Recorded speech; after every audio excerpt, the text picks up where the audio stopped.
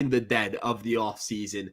This is about as bad as it gets for, Yankee news, for baseball news in general, right? Like, if you are, I mean, it's not even like anybody else is really active. The Yankees made their big move, obviously, early in the offseason when they acquired Juan Soto. Their other big free agent target was Yoshinobu Yamamoto, and he was gone before the new year. So, now we're just kind of sitting here in the dead of the winter. There's not much to talk about, but Dylan, how you doing today, my friend? And, give us a little rundown as to, what you think's going on with the Yankees.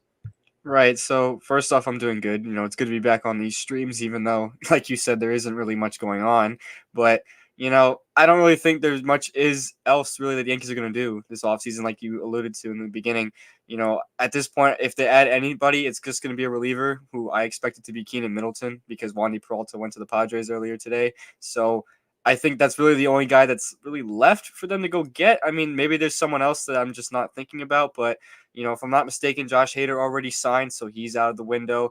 Peralta just signed, so I mean, I guess Middleton's like the only option left. I mean, the only other big free agent that's still out there, I believe, is Cody Bellinger, but the Yankees aren't going to go get Cody Bellinger. There's really no reason for them to do it anyway, and they're also not going to go get Blake Snell because that $270 million asking price he has is just absolutely ridiculous. So no way are they going to go get Blake Snell, and they're not going to go get Cody Bellinger either. So I mean, if there really is going to be any other moves made, it'll be a reliever, which, I mean, I'm okay with it. I think they addressed what they need to address. They got Juan Soto. That was the big thing. They, fortified the rotation a little bit by adding Marcus Stroman. And, I really don't think they need to do much else. You can go get a reliever, like bring back Middleton, for example, to, get that bullpen nice and ready. And yeah, I think you're ready to go at that point. Do I think the team is like fantastic? I don't think it's the most amazing team I've ever seen, but it's much better than what we saw last year, and we haven't even seen them play a game yet. And I already know it's going to be much better than what we saw last year. So I'm looking forward to spring training. I'm looking forward to the regular season. I just want baseball back. The Knicks have been great right now, so for my sake and Ryan's sake, that's been phenomenal on the basketball side. But we know not everybody watching this follows the NBA, so I'm sure a lot of you guys want baseball back just as much as me and Ryan do. So that's really all I'm looking forward to at this point. That's all I'm looking forward to. I will say this, though. Like, I mean, the Yankees have Juan Soto, but we have OG Anunoby. Or, I mean, barring, the elbow inflammation. I'm not going to lie. I got a little bit of PTSD with Jason Dominguez when I saw, late scratch, right, elbow inflammation. I'm like, not again, man. Guy goes on an insane start to his tenure with the team and then elbow stuff. But as you mentioned with Wandy Peralta, I think his deal with San Diego is just a weird contract. It's not necessarily good or bad. Like, that's not an indictment on the contract the Padres gave him. I understand why they did it, but I also understand why the Yankees didn't. We're talking a contract that would become a 4-year commitment if he bombs with the Yankees or if he were to bomb next year. And there was some regression. There was in terms of, his underlying metrics. He struck out a similar amount of batters, but walked, I think, like twice as many batters this past series due in 2022. Allowed 5 more home runs in 2023 than in 2022. So from the Yankees' perspective, they're probably saying, all right, there's a chance your ERA isn't as good as it should be next year. And if that's the case, there's a chance you opt into your contract. And if he opts into the contract, well, then, you're on the hook for money that you don't want to be on the hook for. Now, will Keenan Middleton get a better deal in terms of player value? We don't know. I don't know if the Yankees are going to get a better value on Keenan Middleton. It kind of seems like the Yankees are hoping somebody falls into their laps. And I'm not saying that's a good or bad thing. I'm just saying that's probably what they're doing. I'm not sure if that's going to end up resulting in the Yankees missing out on more guys. I don't know if the Yankees are like, okay, we're definitely going to get somebody. We're just kind of waiting and seeing where things are going here. But yeah, I think Middleton would be the guy that I think they're going to get. He's the guy that I think they should get. I wouldn't be mad at a Phil Maton, but I certainly think Keenan Middleton, the familiarity the organization has with him, and his familiarity in New York coming over in the second half and how well he pitched here, I think all those things kind of blend into the Yankees should bring back Keenan Middleton. But looking at this comment section a little bit here, LB Channel says, "Hey, what's up? Waiting to watch Yankee baseball again. I am waiting as well." Trevor says hi. Ace P says, "What's up?" So does number one Yankee fan. Thank God the Yankees didn't sign Wandy Peralta, says LA King. LA King's a very opinionated person. So very, very glad that you got your opinion out there. Bradley, who's with Fireside Yankees. Bradley, thank you so much for stopping by. Let's go chat. Yes, sir. Let's go. Now I hope. I don't know what now I hope. I guess now I hope would be. I forgot what that would be in context to. But Matt says, yo, what's up, Matt? Hope you're having a good night. We don't need Middleton. I don't think the Yankees need a reliever either, but I think the Yankees should get one. That's kind of where I'm at. It's like it would just make a lot of sense to deepen your bullpen. I know that the Yankees are really good at kind of like finding surplus value in their internal guys. And don't get me wrong, they're going to turn one of these guys they signed to like a minor league dealer, like a Luke Weaver, into a quality reliever or a quality arm for them. But they also have dealt with a flurry of injuries. You're going to need as many arms as possible this upcoming season. And I don't see a reason why you don't take advantage of having guys with minor league options and keeping them in the minor leagues and stack up your bullpen with entirely guys who are major league or were either A, are major leaguers, or two, don't have options, right? So, like if you have Cody Morris and Cody Petit in AAA, you can stretch them out, number one, as starting pitchers. And number two, you don't have to use them until somebody gets hurt. You don't have to, put them back in a bullpen role. A big part of when you sign a guy like Petit or a guy like Morris is that they can provide value as a starting pitcher. But you have to stretch them out in that role. You can't just have them roll up into spring training and say, all right, we're going to condition you as a reliever, and then when we need you to start, you got to give us 6 innings. Like, that's not how pitching works. Maybe that's how it worked 30 years ago, but teams are extremely careful. They try to shelter these guys a lot. Dylan, I think the Yankees kind of, not that they have to again, but I think it would benefit them greatly to sign a reliever. What are your thoughts on their need for a reliever? And do you think it has to be Middleton? Like, is there somebody else that maybe you have in mind? Take it away. I mean, like they don't, like you said, they don't need to go get a reliever. I don't think it's as desperate as like say adding a bat was entering the offseason, which they are obviously addressed big time. So I wouldn't go as far as say they need to go get like Middleton or, as you mentioned, Phil Maton. I don't really know who else is really available in the reliever department. It's kind of a pretty small department. But regardless, I agree with what you said about, you can just develop one of these other guys into really quality relievers. They've done it several times in the past. Other teams, of course, have done it, but the Yankees have been kind of known to do that in recent years. Wandy Peralta, for example, was a hidden gem. You got him from Mike Talkman, and you turned him into a quality reliever for a couple years. Clay Holmes is the closer now. You got him for pocket change. These types of guys were not really much of anything until they came here, and we developed them into not just quality relievers, but like high leverage quality relievers. You know what I mean? I'm not saying that we're going to develop some minor league guy into the same role. Obviously, that's not guaranteed at all whatsoever. But at the same time, back to my original point, I also don't see why not sign a reliever when you can. It's not like you're gonna pay a bunch of money for Keenan Middleton. Let's be honest here for a second.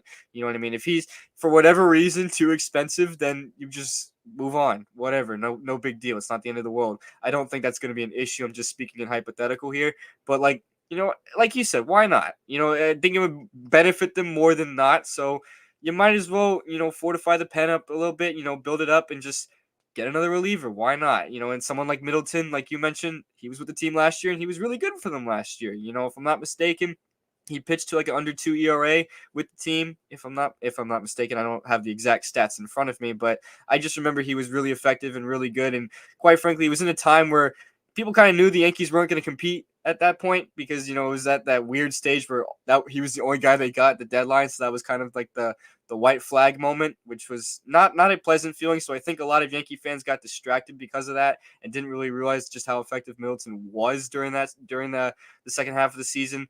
I think he'd be a positive to bring back. I really do. I think it would benefit them more than not, like I just said, and I think it'd be just why not? I don't really see why it would be an issue if you did bring him another reliever in. I don't really see the issue. Now, they don't need to go ahead and shell a bunch of money for, Blake Snell or someone like that. I don't think that's necessary. I know nobody mentioned Blake Snell, but I'm bringing it up because I know at some point it's going to get brought up.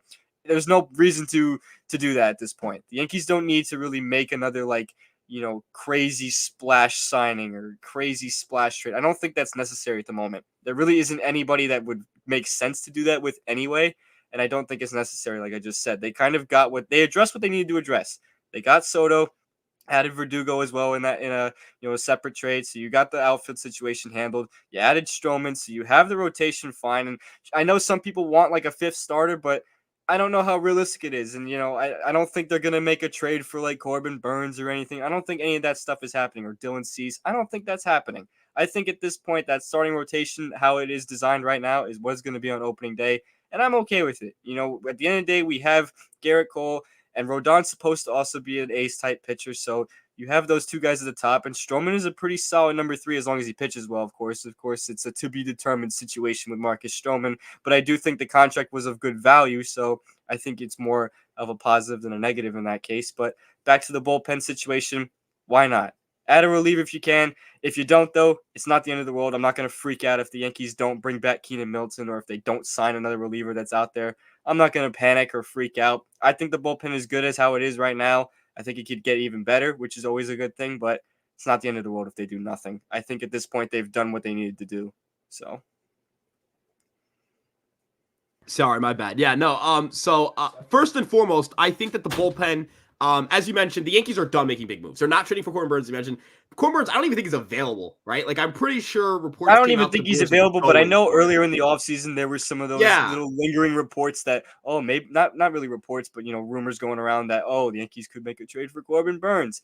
That would be awesome. I don't think that's happening though. So, you know what I mean? Yeah, no, for sure. I just think they're done making big moves. And I understand that, people want something of substance and they're frustrated because, they didn't pay I think like $4 million a year for Wandy Peralta, but it's a multi-year commitment that could have proved to be a little bit, there's risk there, right? And again, like the Yankees kind of churn out relievers. I want to point out this one comment. We discovered Hamilton. Like, yeah, the Yankees found Ian Hamilton off the street. Like I say it they found him literally out of nowhere. So, as Trevor points out, we all loved Wandy. I loved Wandy. Theo Wandy, that's my guy. Don't get me wrong. Clutch, big time situations. Guys, the guy had massive nuts. Like, I'm gonna be honest. The guy was just ice cold, just the guy. But you can't risk paying 4 years to a 32-year-old. You already know how I feel about paying relievers big money. Yeah. Not even just big money, but committing to them for a long time. You already know how I feel about it. And for those that don't, I am not a fan of giving relievers big contracts like that at all. I know Peralta's not necessarily a quote-unquote big contract because he's making $4 million a year, but the 4-year attachment to it is something that makes it unattractive for me. If you look at past examples like Zach Britton or Aroldis Chapman, those are recent examples, of big contracts that we gave to relief pitchers that didn't work out. Maybe they had a good season or two, sure, but did it work out in the long term? No, it did not. So you know how I feel about it. I'm sure a lot of viewers here also know how I feel about giving relievers money, but for those who don't, I'm not a fan of giving relievers big contracts when you can just discover somebody like Ian Hamilton, like the comment just mentioned, and the other examples I provided, like Peralta at first, before the contract, of course, and Clay Holmes, guys like that. You can discover these guys. You can also turn guys that were initially developed as starters into bullpen guys like Jonathan Loaisiga. He came up as a starter. They realized he had good stuff, but it worked well in the bullpen. And now look at him. He's like a setup guy. That's another example. So that's just how I feel about it. Yeah, the Yankees do an excellent job of stretching guys out. They do an excellent job of just finding value in the bullpen. I think they should go with what they think is more valuable. And again, there were some red flags with Peralta for sure. So, and I love Peralta for what it was worth. But like you just said, there were some times where he was like, okay, can we really trust this guy in the 8th inning every single game? Usually a good setup guy you could trust at least 90% of the time. But last season, there were some moments where it was like, why is Wandy coming in?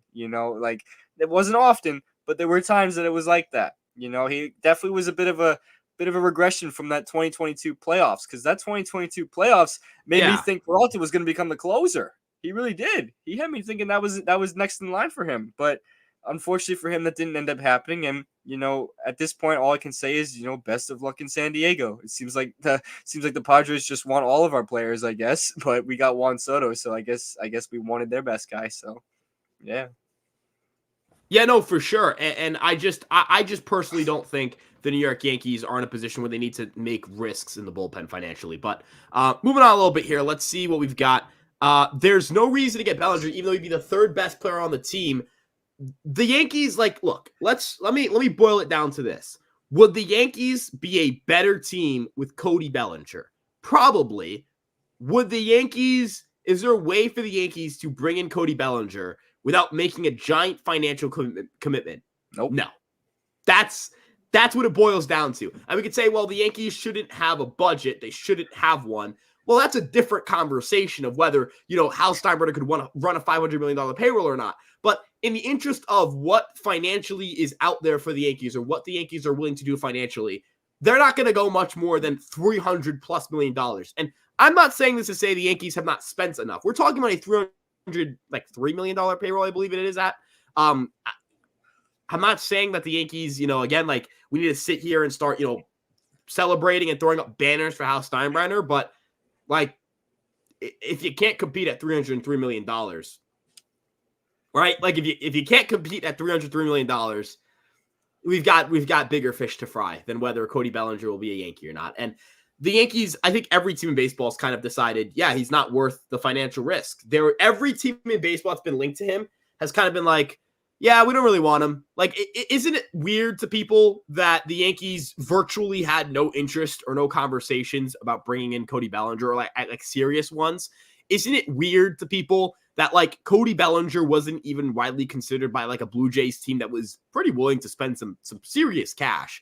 And it would have made a lot of sense for them to go get him too. Right. The San Francisco Giants were another team that heavily considered Cody Bellinger and needed a center fielder. And they made a 9-figure commitment to a guy who's never played Major League Baseball before. I'm not saying that it's a bad contract for Jung-Hoo Lee. I'm just saying they believed that a 9-figure deal for Jung-Hoo Lee was a better risk to take than a 9-figure deal for Cody Bellinger. Yeah, that's that about as contract is that's an interesting one. I think it'll. Lee's a good player. Don't get me wrong, but I mean, it's that much money attached to it is just like. But it just tells you, like, the Giants aren't even like a team you'd say, all right, the Giants just like spending stupid amounts of cash, right? Like, they've been routinely outbid in free agency. To me, this just indicates nobody really thinks Cody Bellinger is that good, right? Like, I don't think anybody thinks Cody Bellinger is a really good player. I hate to say it. Because he's had, of course, those many flashes where he's like the best hitter on the planet, but if you look at his numbers long term and you put it all into one, you're kind of just like, what version of him are you going to get? That's the problem. I don't even know if he's a great player, though. Is he a great player? Like, he might have a great career, like a really good career, but do I view him as a great player? Like, right now, he's probably just a very good player. That's, I think, where I'm right. Like, he's not a great player. And even with his, fantastic first half that he had last season, I think a lot of people got to remember that he fell off a little bit in the second half, and the Cubs ended up missing the playoffs. Not saying that's all Cody Bellinger's fault, but you get again unpredictableness here because, like I just said, what version of Bellinger are you going to get? And I think a lot of teams are thinking that before they offer him a contract because, like I said, you look at all of his numbers and you look at all the film, whatever you want to look at. It's like night and day sometimes with him. One day he's best hitter on the planet, well disciplined, hitting the ball hard, hitting in the good spots of the field. Next day he's striking out nonstop. So you really don't know which version of him you're getting, and that's a problem. That's a problem. The thing that stands out here is every single projection system, except for the Bat, which is a worse version of the Bat X, has him under a 110 WRC plus, and the Bat only has him at 112. Why would I give this guy a 9-figure contract? Like, I could find that type of offensive value somewhere in free agency. When you give someone a contract as big as he's been asking for, you want to be sure that guy is going to be as consistent for that duration of the contract, or at least 90% of it. You don't know if you're going to get that out of Bellinger. You know what I mean? Look at like Javier Baez, for example. The Tigers paid him, a bunch of money for 6 years, and he's been one of the worst players in baseball for the past 2 years. I know I'm not like comparing Baez to Bellinger to two different players, but I think the kind of point I'm trying to make kind of stands a little bit here. You clearly never know what player you're going to get anymore these days. So, it's tough making that kind of attachment. No, I don't disagree. I think that we're talking about a player who has had a lot of, they have had a lot of, I guess the best way to put it, they've had a lot of volatility. And I know it's volatility for different reasons, but I just don't think a team is willing to go more than like 5 years for the guy or 4 years for the guy. And that's understandable. The Yankees weren't even willing to make him an offer. That's understandable because, like I just said, you don't know what you're going to get out of him. And if you attach him for, say, 9 years, 8 years, whatever it may be, what if he stinks for 8 years? Or what if he stinks for 6 of those years? Now you basically just wasted all that money. So, yeah, you don't want to get stuck in that situation. And I understand why teams aren't necessarily desperate to go ahead and get him. And from what I saw the other day, at this point, people are saying he might just end up going back to the Cubs. And who knows what kind of deal he's going to get out of that.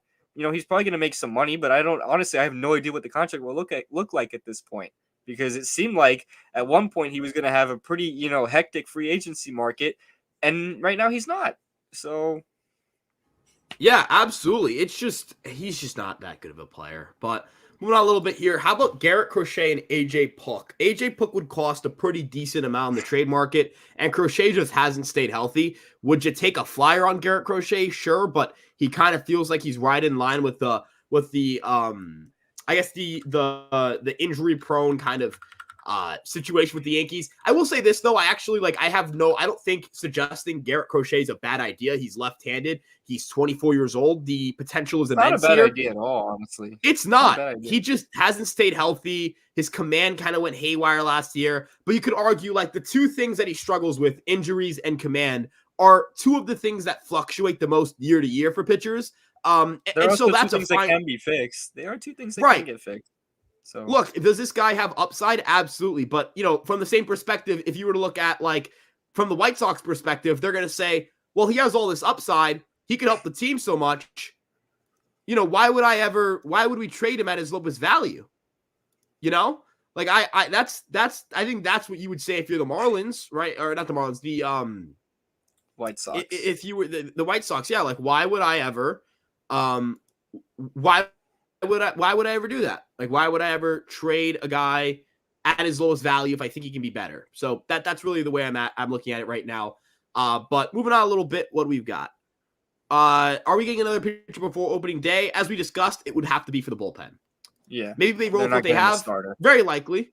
Very likely. It's also pretty likely that they roll with the bullpen they have currently. I'm not saying it's very, because very would suggest it's better than 50%.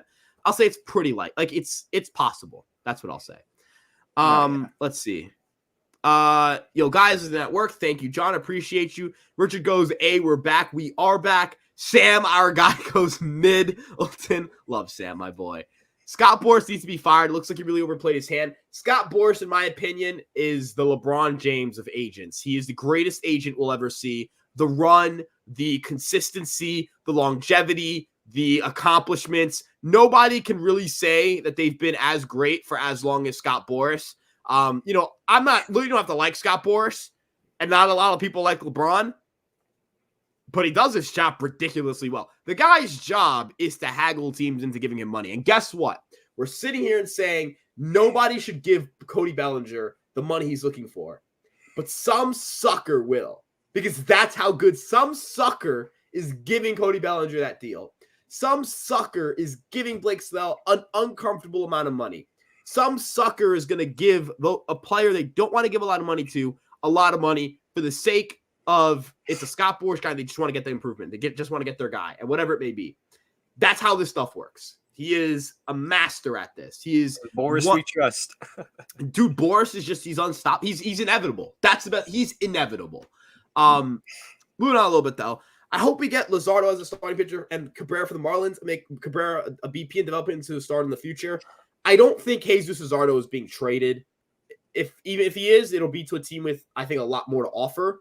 I'm not saying the Yankees don't have anything to offer, but the Yankees are not going to trade Spencer Jones at this point of the offseason. They kind of know what they have. Some guys, we already know some prospects are down there. Will Warren, we talked to yesterday, is already in Tampa. I imagine a lot of their nucleus of young prospects are staying with the organization. Could I see the Yankees try to get Cabrera? Sure. Do I think the Marlins are interested in moving Cabrera right now? Maybe not. I think maybe not. Like at this point, perhaps not. I think Cabrera would be a good fit. I would love the idea of, put him in the bullpen, have him as your sixth starter, or I guess your seventh starter behind Weaver. It depends on what the Yankees think about these two guys. But I think the stuff is nasty. The run prevention, despite the walk rates, is above average. And I don't think it costs much. But Dylan, if there's anyone I think they could trade from the starting market that's like notable, I think Cabrera is like the most likely. I'm not saying it's better than 50% chance. It's more like it's not like less than a 1% chance we get this guy. Yeah, I think I'd agree with that. And I don't even think they're gonna make another move for a starting pitcher. But if there was, for argument's sake here, I think Cabrera would be the most likely, just because they're not gonna go get Corbin Burns. They're not gonna go get Dylan Cease.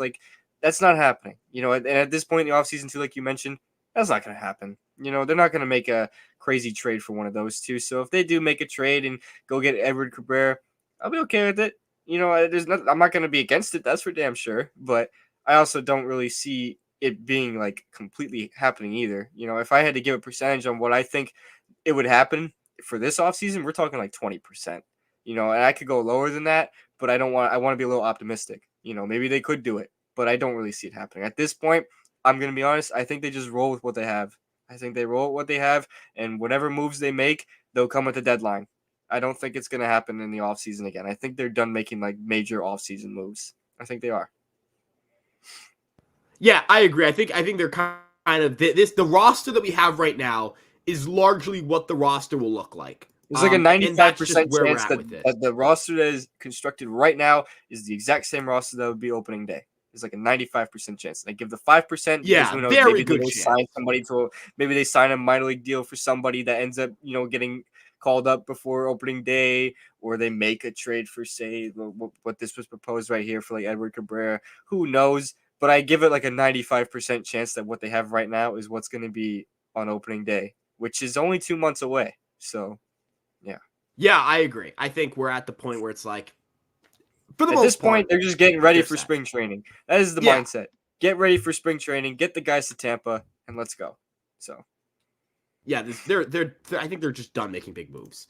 The Yankees turn to the local McDonald's manager into a pitcher with a sub-2 ERA and FIP. I trust them on this. Yeah, this is another aspect of it. And I know that some people, like, I don't love the idea of just agree with authority, because I think that everyone can be wrong. Nobody's perfect. But the Yankees usually get this stuff right. The Yankees are usually dead on the money with relievers. They're usually they're usually perfect, right? Like, for lack of better terms, they've never really gotten that kind of stuff wrong. Have they had guys come up and not pitch well? Sure. But have they ever, like, in recent years at the very least, under Matt Bleak and Sam Breen said, yeah, we really believe in this guy, we're going to invest some pretty significant, prospect or financial capital, and they're just flat out not good, right? Like, I don't think that really has happened. I'm trying to really think here. Efros is probably the guy who hasn't provided as much value as you hoped, but it's because he got Tommy John surgery. That's not necessarily like a pitching development issue. It's just the guy got hurt, and we still got plenty of years of control over him. But when he pitched, he was pretty damn good. Right. I guess you could say like Albert Abreu is probably like the best example of that, but he was getting nothing money. Like, the Yankees DFA'd him and picked him up off of waivers. Like it's not times. like it's not like he was like a big financial commitment. It's not like it was legit. Just like, yeah, he costs nothing and he's out of minor league options. Kept giving Albert Abreu the Taj Gibson treatment. Yeah, he just kept coming back. Like, and it was like you could never get rid of him. Money. You could never get rid of him, no matter what.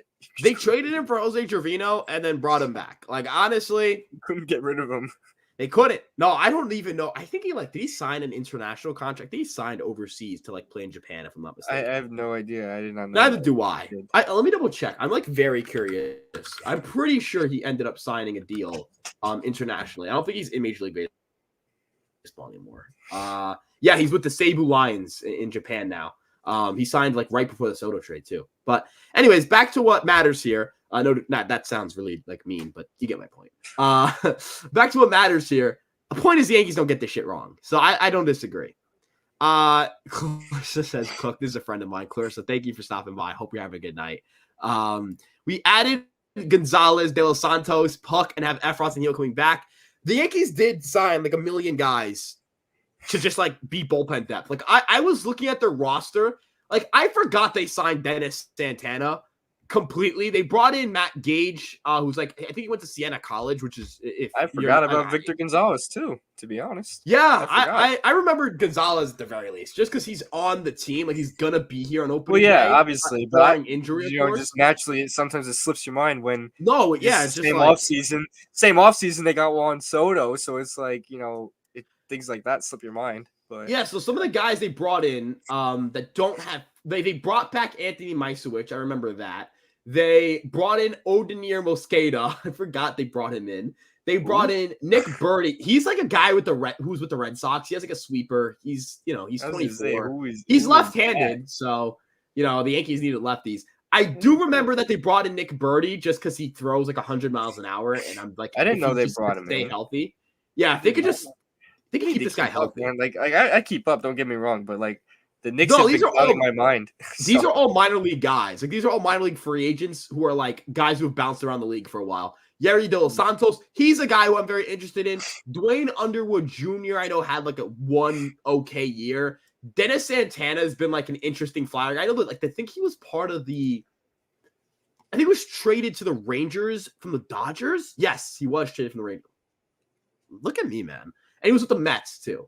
So weird guy, but he has like interesting stuff. His stuff is pretty good. He throws pretty hard. He has like a sinker and a decent four-seam fastball. Point is, the Yankees brought in like 1 million flyers. One of these guys have to pan out. Like when the Yankees bring in like 7 or 8 guys who can serve, who are like a non-roster invites.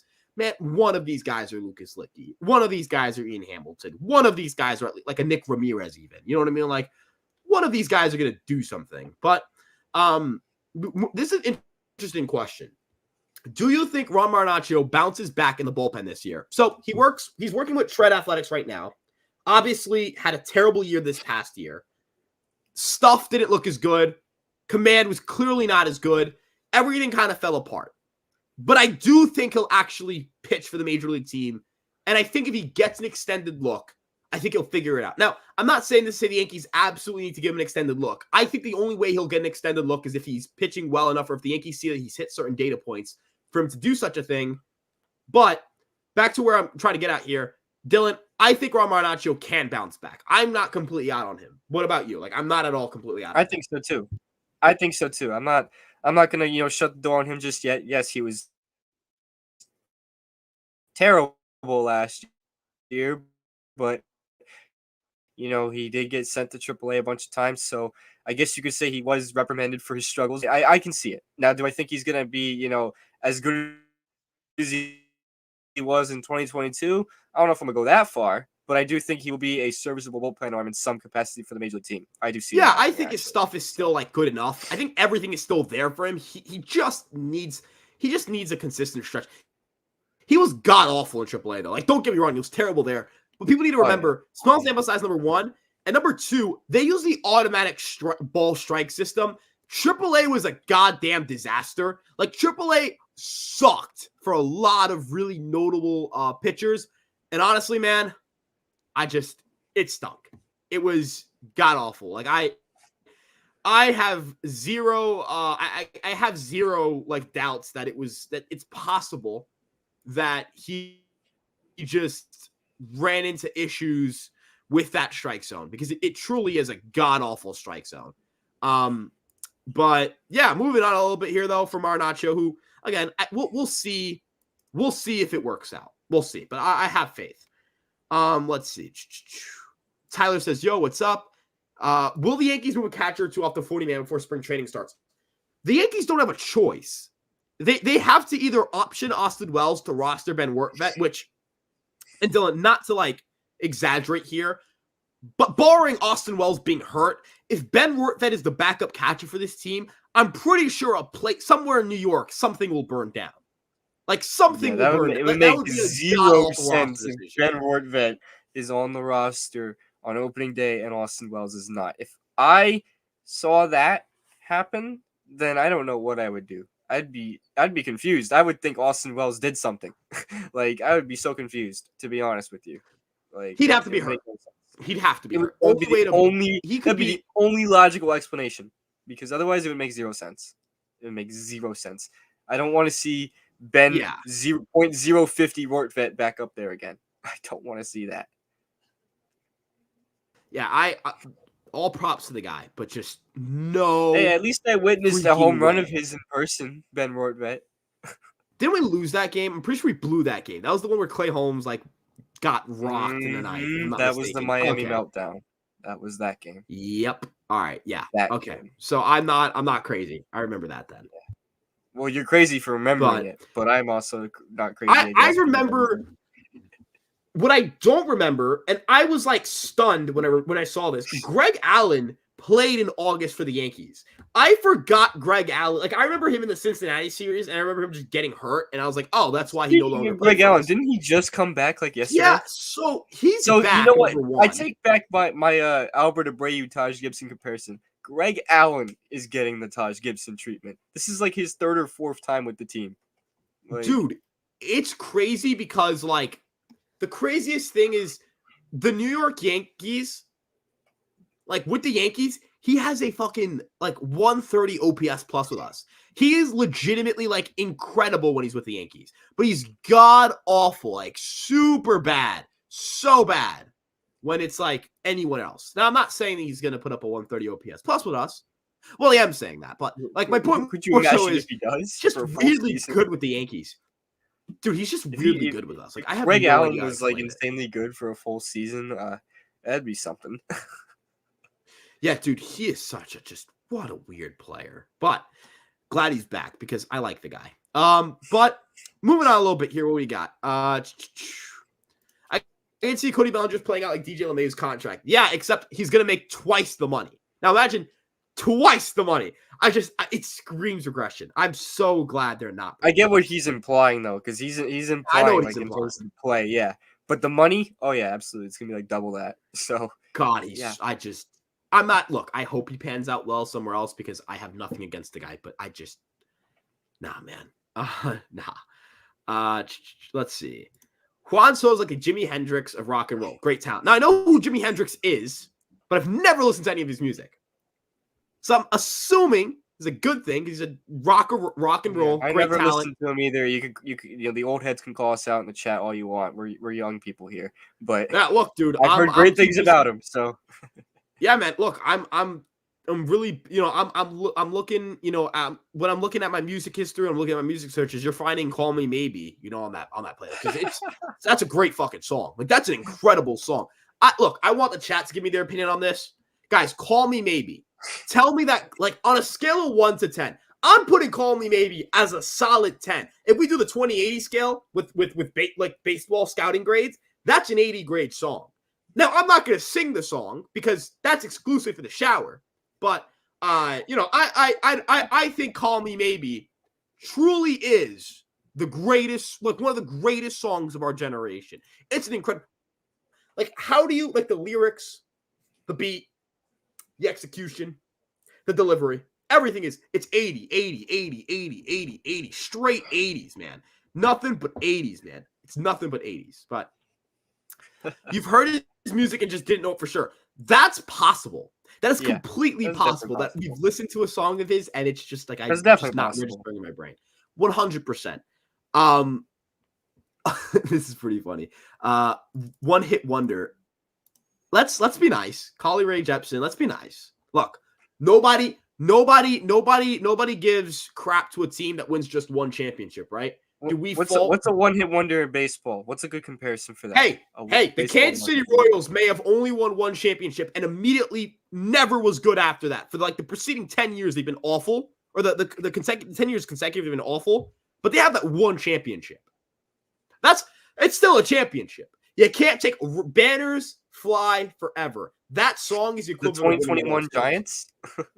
God, dude, they didn't win it. They didn't win the time. They didn't win anything though. They won 2 playoff games. You're not going to put 2 playoff games. What did they win? Like how many regular season games? They won 108 games. I'm pretty sure they won 108 regular season games. I think it was 107 because I remember the Dodgers won 106. Might have been. I think it was 107. Yeah, might have been. Regardless, point still stands. That many wins, and then right back to 81 and 81.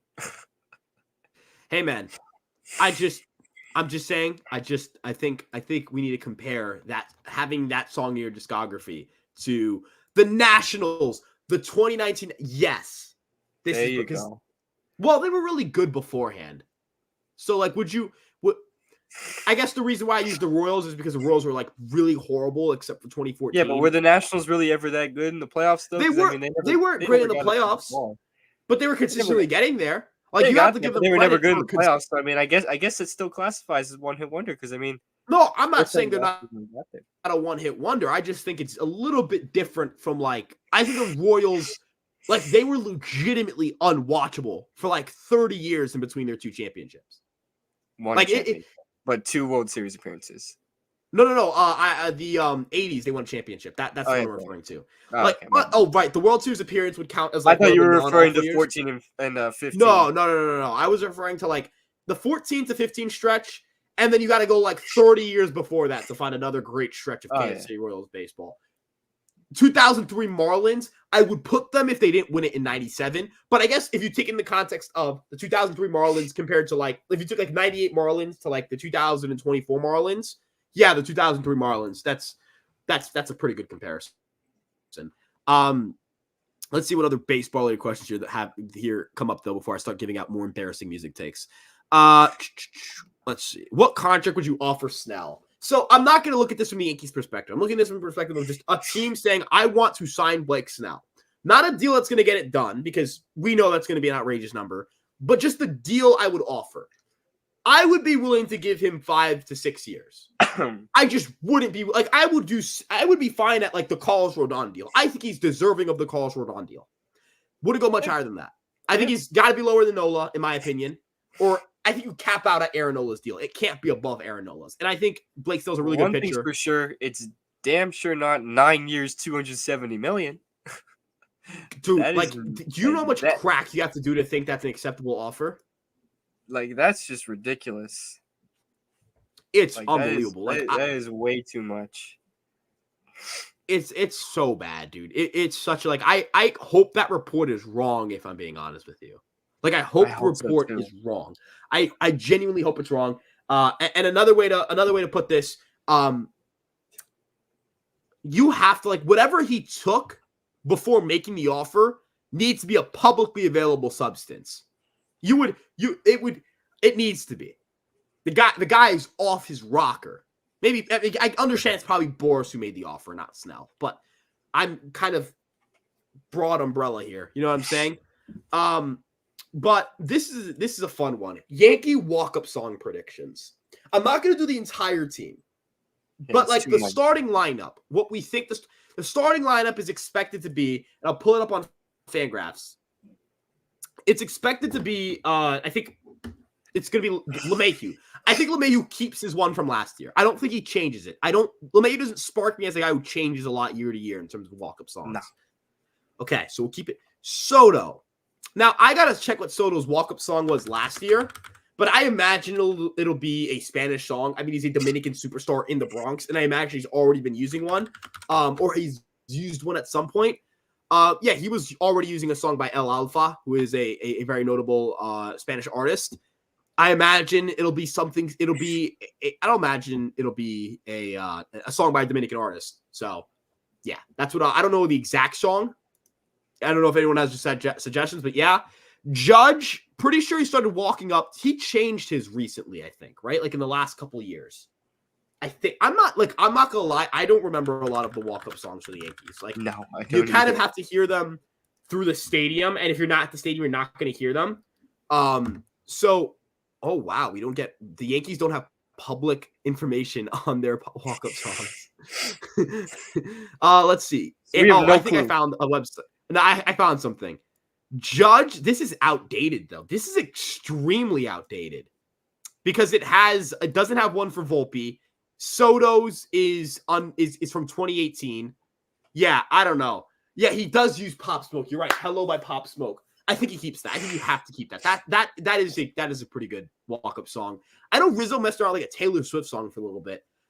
I have a hot take. If anyone in this lineup's walking up to a Taylor Swift song next year, it's Anthony Volpe. I think Anthony Volpe. I know he used I think he used a song by a female artist last year. So I think it's possible. And Taylor Swift is pretty popular. And like low key. Like, Volpe's a younger guy. I feel like he's one of the guys who'd be, like, okay putting on a Taylor Swift song and not, like, feeling, like, ashamed of it. You know what I mean? Like, I've just sat here and admit, like, Call Me Maybe is one of my favorite songs of all time. Like, trust me, man. there's no, like, well, that song's for girls. Like, nah, man. If it's a banger, it's a banger. Like, look, That Boy's a Liar by Ice Spice and Pink Panthers. Dude, that's a song. That's a song and a half. You know what I'm saying? Volpe did use Doja Cat. You're right. He needs to use That Boy's a Liar, Part 2. He needs to. That song is somebody needs to use that song.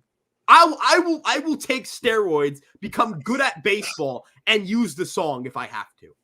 Someone needs to use Dua Lipa.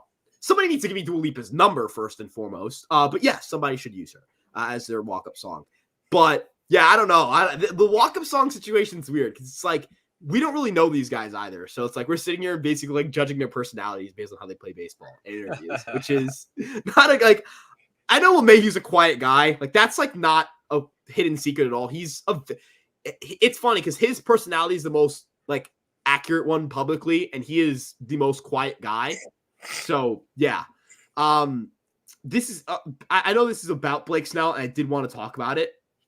And he said you could attribute his improvement in 2023 to curves and a willingness to pitch around batters. Yeah, I think he has. I think he intentionally walks guys. Like I don't think it's a command thing. I think he legitimately goes up there and says, "I'm not going to get beat by this guy."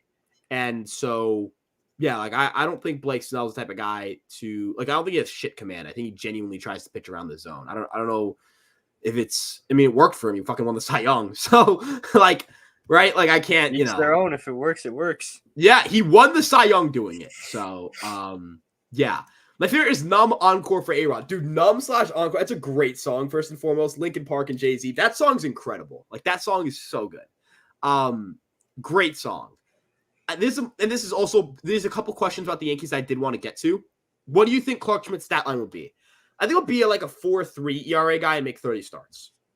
That's where I'm at with him. I think he's a fifth starter. Like he'll be a pretty average pitcher. I don't really expect much out of him. I'm hoping it's not horrible. So, yeah, don't really have like. Look, if he's able to become an above average starter with like 30 starts, that's great. I think it'll be closer to average. But if he gets that sub 4 ERA territory, man, good God, dude, that would truly that would be an incredible outcome in my opinion. But oh yeah, out of your fifth starter, absolutely. Yeah, absolutely. Let's see. We ended the season one of the worst offenses in the league. Call me crazy, but I think they made major improvements this offseason. I'm not going to call you crazy. I think you're spot on. You add Juan Soto, you add Alex Verdugo, you add Trent Grisham, you add Marcus Stroman, you kind of jettison all your terrible free agents. Like, look, Severino could be good next year. Like, don't get me wrong. I'm not saying he's completely done, but he did not pitch good for us. Not having him pitch for us is going to make our team better. Not having to play bad players makes your team better. Like, it's addition by subtraction. I hate, it's not, I think it's rude. I think you'd say the same thing. Like, yeah, I was dog shit last year. If you ask Luis Severino, hey, did you pitch good last year? No. Right? Like, he did not pitch good. Good luck with him on the Mets. I hope he pitches well with them because I have nothing against him, but you jettisoned a guy like that who just wasn't playing well for you. You don't have to play Franchi Cordero, Jake Bowers, Billy McKinney like every other day. Not that Billy McKinney, I like Billy McKinney, but like the other guys were just like, they just couldn't keep it together offensively. They had stretches, but it wasn't enough, and they couldn't play defense. That Marlins game that we mentioned earlier in the stream, Jake Bowers had a platinum sombrero. Yeah, and the issue is just like the Yankees had a lot of guys who they had to call on who just couldn't play defense. So if they weren't hitting, they were like complete negatives. Like they were negative WAR players. And I'm not saying you're going to run a roster without negative WAR players. Like you're going to have guys who come up and aren't good. Like that's baseball. That's the game of baseball. That's what happens when you play this sport. That's what happens when, stuff like this happens. Like I'm not trying to be like the New York Yankees better not have any player underperform next year. But what I am saying is that they had too many guys who were just unplayably bad. Like it was god awful, dude. But yeah, let's see. How do you guys feel about this team? Lots of questionable players. There's certainly a lot of variance with this team, but not as much as last year's team. And the upside's a lot higher. So I think they're comparable to how I felt about the 2022 team coming into the season. On paper, offense looks really good. More star caliber talent, a little less depth, I'd say. Like I think the 2022 Yankees entered the year with a little more roster depth in terms of offensive, just like sure firepower. Like the Yankees entered 2022, and remember, let's change the perception back to what we thought about the 2022 team. Josh Donaldson was good back then, not for us, but he was. Well, he was decent. I don't want to say good. He was in 2021. He was a good hitter. Yeah, he was a good hit. I'm just thinking pure offensive. You expected Gallo, like he had a bad year with the Yankees, but overall, like his WRC plus like 125. Judge, obviously, incredible year. Stanton coming off of his best year as a Yankee. You did have question marks. Rizzo, who was okay, he was good, just not great. Glaber, question mark. LeMahieu, question mark. Catching question mark. Center field question mark. I guess honestly, you could honestly argue this team has as many question marks as the 2022 team did entering the year. But they have Juan Soto, and that's kind of the great equalizer here. Rotationally, though, I actually think this team is very similar to that team. If you remember, that team didn't make any additions to their rotation. They were like, all right, we'll figure it out with like Cole, Montgomery, Tyone, Cortez, and Severino. Severino hadn't pitched as a starter since 2019 at that point. Cortez was like a flash in the pan at still a little bit, like kind of on fraud watch. Tyone was awful in the first half and finished the year pretty, like he just wasn't very good in 2021. Montgomery was like, okay, he had one good year under his belt. Like there was a lot of question marks about that rotation. Cole finished the year pretty poorly. They entered that year pretty like, they entered that year pretty shaky. And they won a lot of games. They clicked. Now, the deadline, I think, was the great equalizer. It was a great separator here. It is what caused that team to fall apart. They didn't do enough at the deadline. Or not that they didn't do enough. They tried. It just didn't turn it out. Like, Montas sucked. Benintendi turned out like he completely blitzed his wrist, I think it was, or his hamate bone, if you remember that swing in Tampa. Efros gets Tommy John. Trevino's the only guy who makes it through the entire year from that deadline. If this team doesn't have the worst deadline possible, I imagine that they'll be pretty good. Like I feel good about this team. I know there are question marks, but I feel pretty damn good. I feel much better about the team this year coming in than I did last year. Last year I had many concerns. I didn't think they would be a 500 team. I thought they'd still find a way to get 90 wins at least, but I was also very like, yeah, you know what I mean? So, but I feel much better than that. I think they're in a pretty good spot, all things considered. Let's see. Num on so far, I agree. Can't wait for Victor Gonzalez to meet Matt Blake. I think Victor Gonzalez is going to be a pretty good pitcher next year. Great ground ball rate. Pretty solid in terms of generating swings and misses. Solid strikeout to walk rates. Good stuff. Like, I love everything about Victor Gonzalez's profile. I think he's going to be the perfect replacement for Wandy Peralta. I think his ERA will be like a 3.3. That's where I'm at for him right now. Where are you at for him? Yeah, I'm not expecting anything crazy from Victor Gonzalez, but I expect serviceable numbers. If he's going to be a mainstay in the bullpen, then you got to produce. So probably around the same predictions you got. Somewhere around like a 3 somewhat ERA. If we're lucky, it's lower. Not even lucky, but like you get the point I'm trying to make here. For if it's the best case scenario would be if it's lower, but I'm not expecting it to be. I don't know much about Victor Gonzalez, to be fair. I know he pitched for the Dodgers for a few years, but that's really all I know about him. So this will be my first really good look at him coming into the season. So, I'm excited. I'm not like, of course, he's not the player I'm the most excited to watch for. I think we all know who that is. It's Juan Soto. But, out of the bullpen, he's the newest addition. So I'm looking forward to it. I'm optimistic. I'm hoping that he doesn't suck. And I don't expect him to suck, but let's just hope he doesn't suck. Yeah, I feel pretty good about the Yankees in terms of like bullpen stuff. I'm optimistic, cautiously optimistic. I think everything's kind of underneath that like cautious optimism. Schmidt going to be good. I hope you're right. Jake Bauers having a good season before the Marlins series. It's insane how he fell off there. Yeah, it was kind of like quick. Like there was a stretch where he was like, oh yeah, he's like a 120 WRC plus hitter. And then it was just like straight it went from like solid power bat, solid contact, whatever. He struck out quite a lot, but it went from like he could get you a couple runs here and there. He could get you a big hit to you can't even put the guy in the lineup. So yeah, it went down pretty fast. Dude, through his first entering that Marlins series, he had a 113 WRC plus. Honestly, so let's take it back a little bit. Entering after the Houston Astros series that they played, he had a 120 WRC plus. So that's August 6th. And 500 swing percentage, 11 home runs in under 200 plate appearances, like really good numbers against right-handed pitching. And they just stunk. Like it was god awful. If I'm not mistaken, I don't think he hit one home run for the rest of the year, had a 9 WRC plus, 42% strikeout rate. He hit 132 to 200. Did you just say 9 WRC plus? Yes, he was 91% worse than a league average hitter. It just stopped. I didn't realize it was that bad. Oh my goodness. Like, okay, don't get me wrong. I knew it was bad. I watched the games, but 9 WRC plus?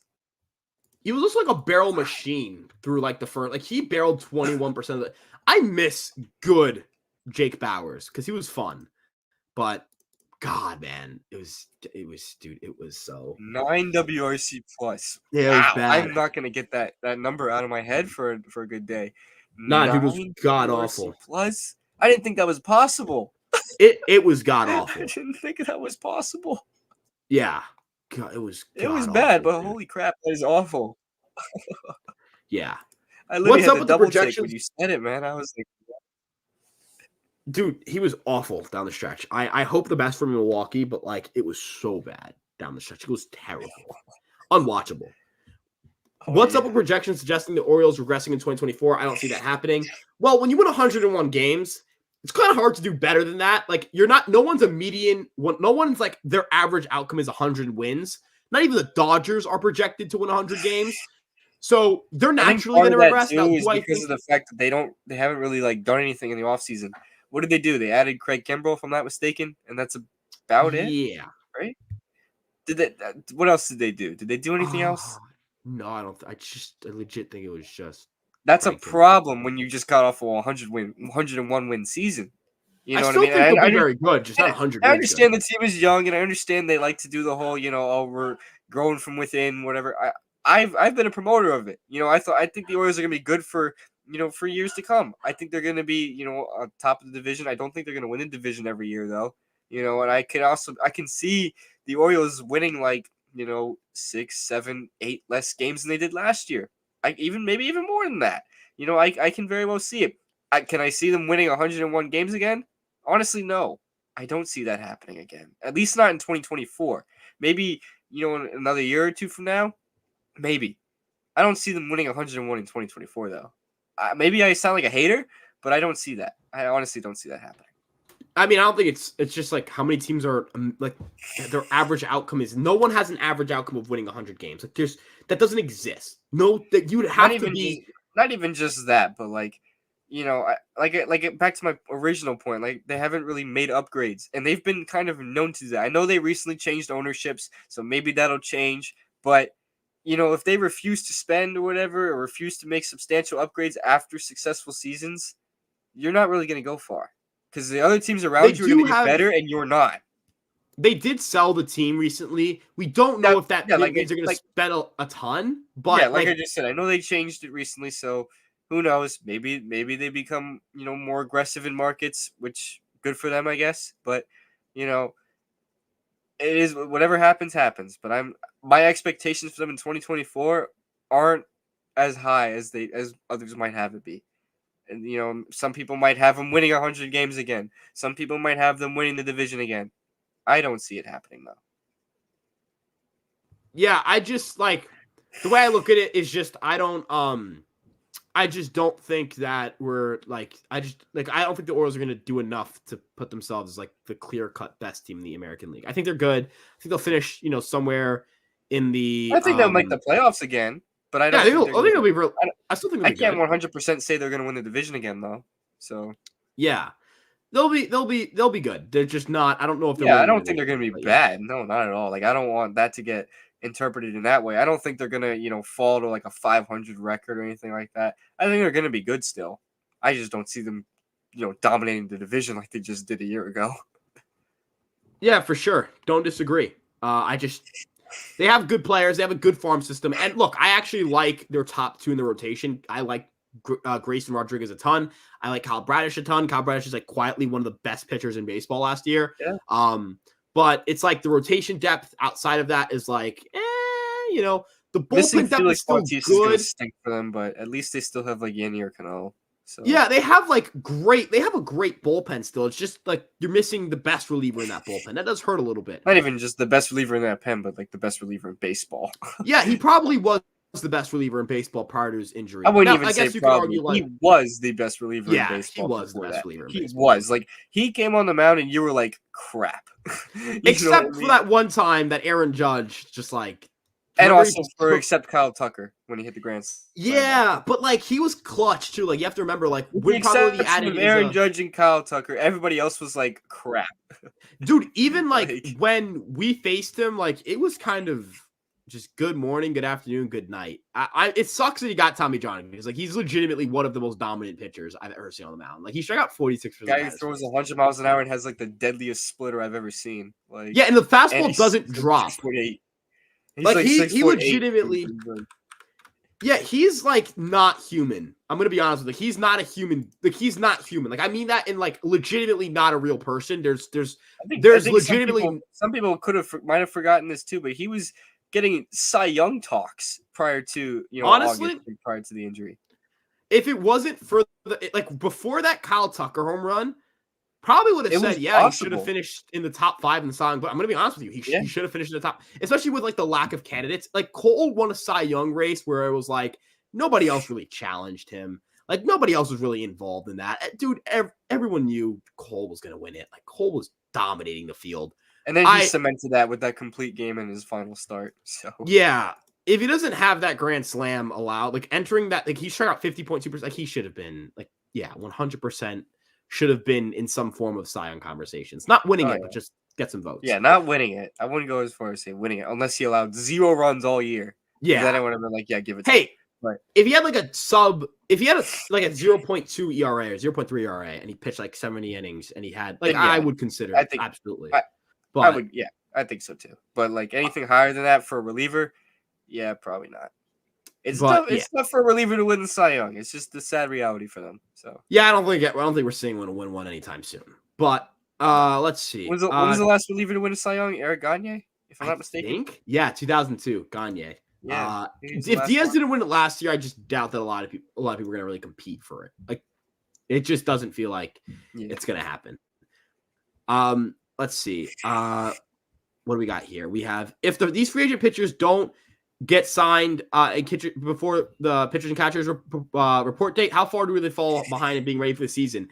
It could be significant. Like some of these guys get hurt by it. We don't know. It'll vary from player to player, but I imagine there's an incentive from that perspective for the Yankees to get not the Yankees, for free agents to get the ball moving. Let's see what else we got. Rizzo's improvement in 2021 was due to him working out 2021 with Judge's coach, Ben Rice, and Oswaldo Cabrera working with him now. Do we have confirmation about Ben Rice? And I know we saw Cabrera there, but like I don't know if anybody does anybody have a video of Ben Rice being there? He just said a double-A hitter. He never clarified who. Could it be Ben Rice? Absolutely. Would it be sick? Sure. But like I don't want to sit here and put it out there. Ben Give Rice this is working with information, yeah. Like yeah, it's possible, but I don't want to put that out there. if he is great, that'd be awesome. This is not true. The new Orioles owner is not as wealthy as Steve Cohen. It's not true. He's worth about like $2 billion. This is not true. I haven't done my research on it, but who's really richer than Steve Cohen in this case? This is not true at all. And look, could they do something? Sure, but like you got to complete the sale of the team. And you have to there's a lot that still has to happen here. I don't know if they're going to sign Blake Snell. I do have confirmation on Rice. Where's the confirmation? I need it. You can DM me at Ryan Garcia ESM. You can DM it DM to me too. at Ryan Garcia. Yeah. DM. You can DM. Our Twitters are right above our heads. So if you got evidence, send a DM. My DMs are open, or my DM requests are open. You should be able to send me some of your confirmation. My good sir.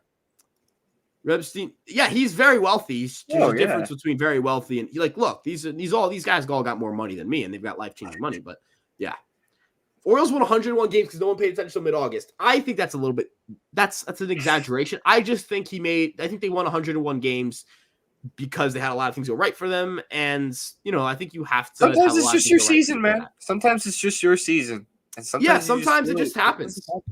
They were beating good teams. They were playing very well. I mean, those who were paying attention through most of the season, I think, kind of took notice about it around June when they were like 20 games above 500 and had the best record in the American League. I think that's when a lot of people started to take notice. So I wouldn't go as far as say mid-August. I think mid-August is a little late. I think people really started to notice around like June. That's at least when I noticed. Maybe that's because I'm a diehard baseball fan, but I noticed it at least around like June when 60 games into the season, they were 20 games above 500 or something like that or close to it. I was like, damn, they're actually pretty good. They're not a slouch. I can't just push them to the side. They're actually a pretty good team. Yeah, no, I don't think they're bad. They're not. I don't think they're winning 101 games. But let's see. Rice in from Yankees Farm. I'm checking their Twitter. I don't see anything about it. Again, just send me like the tweet or the Instagram, whatever it is. I know those guys. Those are really good guys. So if they did say it, then I would 100% believe it. But I do want to see it. So yeah. Do you remember Marvin Gonzalez and the Yankees? Unfortunately, Oh God. Domingo Germán is such a Blue Jay. Oh my God, if Domingo Germán actually signed like an AL East team, dude, we would barrel the shit out of him. Like we would actually pulverize the guy on the mound. Like I'm confident saying that. What's This the sounds clip like of Bautista hitting the home run in Game 5? That'll be us. dog. It's crazy, man. Like it's nuts, dude. They would batter him. But we're past the hour mark. Let's start sending in final questions before we wrap this thing up. We appreciate you guys stopping by, of course. I wanted to give the heads up for the final questions. Don't want to end this thing without people getting their questions asked. If there are any questions we skipped over that you wanted to have answered, now is the time because we are going to answer every single question for the next couple minutes. A couple minutes is two, so a few minutes, excuse me. I don't know if this is just me. I always grew up thinking couple meant like 3, 4, 5. I think everyone did until you really finally learned what the actual term meant. And now I try to keep it. Now I try to be a little. I always just say few. Yeah, to be on the safe side. You feel me? It's fine. It's okay. And I apologize too for my voice sounding like nasally and stuff like that. I had a cold over the weekend, so still recovering, but good for the stream. So we got our first question from the last call. What's up, Ryan and Dylan? Hope your days went well. I think the Yankees let Peralta walk. They're going to use Matt Gage, Victor Gonzalez, even Matt Crook to compete for Wandy's spot. So Victor Gonzalez is probably I'm going to say he's 100% making the team. Matt Gage could make the team. I don't know if the Yankees view it as all right, we will I think the Yankees will turn to a guy like Matt Gage and kind of let it be an open competition if they can't find somebody on the free agent market that they like the value of. I don't think they're planning on, all right, we're hoping that we just go into this with an open competition. So yeah, I personally think that the New York Yankees they're gonna pursue a free agent option for now. Where's Snell signing your prediction, bro? Los Angeles Angels. Jeff Passan linked the Angels and Yankees as the teams that we're dabbling in. We know that Yankees are out on Snell. The only other logical option for a team that's going to give him an absurd amount of money is the Los Angeles Angels. Want to talk about food again? I guess. Oh, sorry. No. You got to give your prediction. My bad. I don't even really have a prediction because nobody wants to offer him a contract, so I have no clue where the hell he's gonna go. But if I had to narrow it down to a team or two, it'd probably the Angels, maybe Toronto, but I don't know if it would make sense. So I mean, I don't know. I have no idea. I really don't. His free agency is extremely weird because, like I just mentioned, nobody wants to give him a contract. At least according to all those reports we've been seeing, we're the only ones that have given him a contract, and it is nowhere near the ballpark that he wants in terms of money. So I have no clue. Neither do I, dude. He very well at this point might not sign until the end of spring training. So it's a weird situation. Do I think that'll happen? No, I anticipate he'll sign right before spring training, not the end of it. But my point is that nobody seems to want to commit to him for long term because I think if they did, he would have signed by now. So yeah, I have no clue. I really don't. At this point, I don't even really care. Just sign. Just sign somewhere. Yeah, I'm just. Yeah, I don't know. We'll see though. Maybe the San Francisco Giants. Maybe that's another team that could go into. I think they're done with. But they're probably done. Probably done. But that's just another team that I thought of at the top of my head. I don't really know who else. I know the Yankees aren't going to do it. They're not going to go any higher than what they offered. So it's either if he's the only contract for Snell, it's take it or leave it at that point. So. Yeah, I think it'll only be. I think it'll be a West Coast team at this point. That's what I'll say. I think it'll be a West Coast team, and my answer. I think I can confidently say that too. And I know I mentioned Toronto, but that was a very wild card throwout. So I could see a West Coast team coming in and swooping him in, taking him. Yeah, I'm gonna pick. I will be picking I'll be picking the Angels for my pick. Want to talk about food again? We'll get back to this because there's some food questions. Do your videos post transcripts? Unfortunately, no. If that's a feature on YouTube, I'll certainly figure out a way to do that.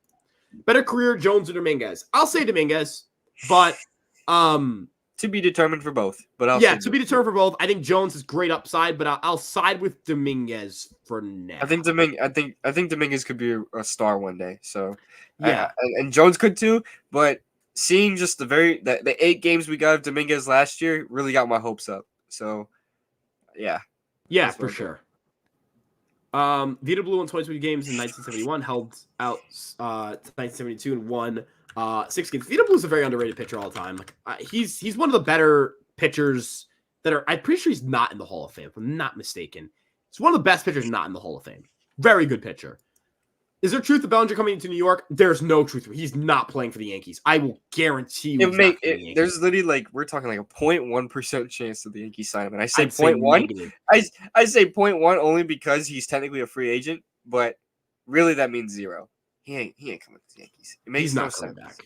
Makes no sense. For where he'd go, maybe Toronto. I know I keep mentioning Toronto, but maybe Toronto. That would make sense. But then again, it could be the Cubs too. So that's at least where I'll narrow it to. Yeah, I don't know. I think it'll be. I don't know. I don't think it's. To be honest, I'm leaning more towards he's going to end up in Chicago again as a Cub. Yeah, I think he's going to Chicago. I don't know. I just don't. Back. Yeah, I think he's going back because it doesn't seem like anybody else really wants to commit to him for a long term. So I'll just say the Cubs. Yeah, I think Cubs reunion with the Cubs. That makes the most sense. Jeff Hassan. Yeah. Jeff Hassan is the go. He is the best report in the game for sure. Bone swings are bone in for sure. Boneless swings are good, but they're not boneless, bro. Boneless. They're good. Don't get me wrong. I don't think there's a problem with either or. But and I know people are gonna be like, "Well, boneless wings are chicken nuggets." No, I don't care. Boneless wings all the way. They are. Well, hey, look, the way that I don't think they're wings, but it doesn't mean they're bad. Like there's just because you're not wings doesn't decrease. Look, man, I'm not trying to have bones up in my chicken. All right, like it's part of it tastes part of the experience. Part of the experience to bite into a bone. Hey, if you eat it right, it won't happen. That's all I'm saying. If you figure it out, trust me. Don't sleep on Chinese food wings, bro. I actually don't eat a lot of Chinese food. I am like, me neither. I don't know, like there's not a lot of spots out here in Long Island either. So like I don't really like. I've had a couple of like I like chicken over rice is fire. Oh, excuse me, not chicken over rice. That's a different genre of food. Yeah, like I do. Well, genre of food. It is a different genre of food. Like we're talking, like when you think chicken over rice, I think you're thinking about an order at like Halal Guys, or at least maybe because I'm from New York, like that's what my brain goes to. And Halal Guys is great; they're phenomenal. But back to the main point here: Chinese food, it's good. I just don't have it often. So, yeah. Soda Giants, my guess. That's fair. Best pizza in your areas. Okay, so not to give away my location because I don't want people to know where I live. I can't give away my location. I don't want to give away any logo spots. We're gonna know where I fucking live. You don't got them pizza spots like that where I stay. So yeah. I'll use a spot from my some place. There was a place in Brooklyn called Smiley's that was a really good spot. They had they had some pretty good pizza. So yeah, I'll go there. Yeah. That's the best I'll do. There's not talk about at this point in the offseason. Yeah, there's nothing to talk about. Just got to show you that we're still alive and we didn't give up on the Yankees. Best pizzas in New Haven, Connecticut. I disagree. It's in New York. Everyone else is a lie. Everyone else is lying. New York is the only pizza that is good in the United States. So yeah, and you can cry about it. Non-New Yorkers like Connecticut, people from Connecticut who think they have good pizza, people from Chicago who think they have pizza. No, they're wrong. Air quotes. Yeah. Well, Vita Blue should be a Hall of Famer. That's not a bad take. I can see it. Do y'all play MLB The Show? They have Vlad Jr. as the cover athlete. I don't play MLB The Show frequently. I do. I play MLB The Show. Vlad, look, I know that they probably don't have the licensing agreement. They don't have the licensing rights to Acuna because he's the face of a different game. But good God, man, like really, like Vlad, like I just feel like Corey Seager would have been a better option in my opinion, but you know, he's just putting a target on his back. You know, like now Corey Seager would have been the better option for me. But I mean, I guess good for Vladdy. You know, it's a big accomplishment for anyone to be on the cover of MLB The Show. So yeah, I just don't think it's gonna work out for. I don't think it's gonna work out. Very Interesting well. though, the cover athletes the past couple years, because I mean, you look at in 22, it was Otani, which he had just won MVP, so yeah, it made perfect sense. Then we go to Jazz Chisholm, which he's cool. I don't hate him, but like, is he a superstar? No. Now Vladdy, Yeah, like, he's not. uh, you know what I mean? Like, I feel like we're downgrading the cover athlete standard, but I'm not the one who makes the games, obviously. So Yeah, it's honestly, just I don't even care about the cover that much. I just hope the game is good, which I have yeah. my hopes of, because MLB The Show is a very good game. I enjoy it. So Don't disagree.